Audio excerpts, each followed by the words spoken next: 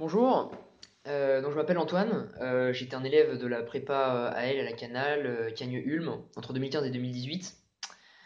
J'avais choisi de faire une prépa littéraire parce que j'adorais l'histoire et les langues, et avec le projet de faire une école de commerce par la suite.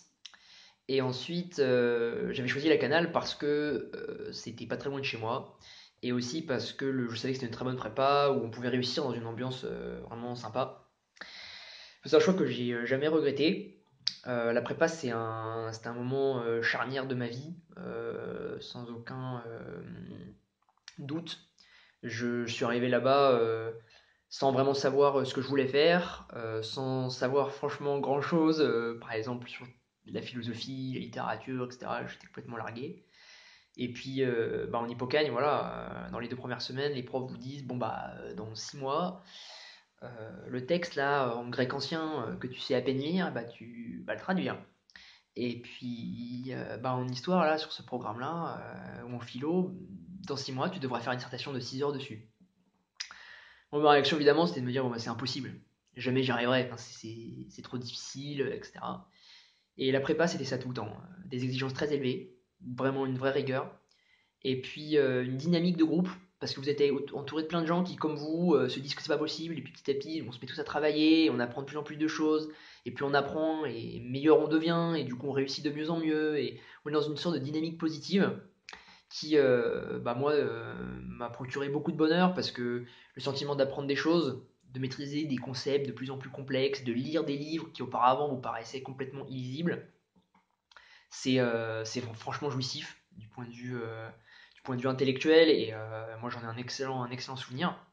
Et puis surtout, la CAIN m'a ouvert plein de perspectives, enfin, je veux dire, que ce soit en histoire, en géographie, en allemand, de découvrir plein de choses, des époques, des réflexions, des concepts, etc.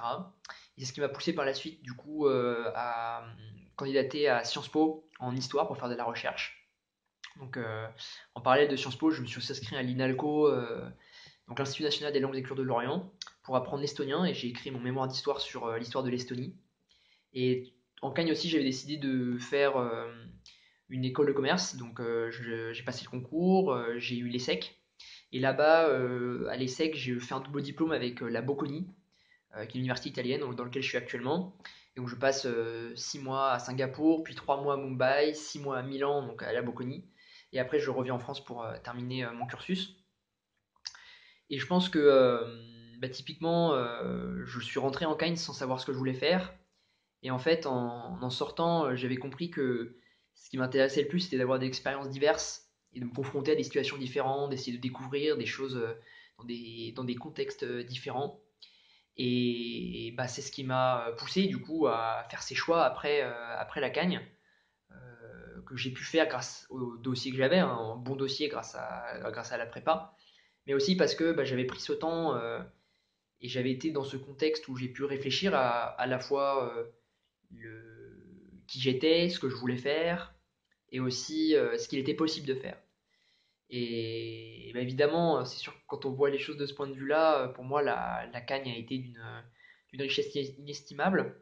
Et je vous enjoins vraiment de considérer cette possibilité, vous aussi, dans vos études, et particulièrement de faire votre Cagne à la Canale, qui a été pour moi vraiment une maison et un, et un refuge pendant ces belles années.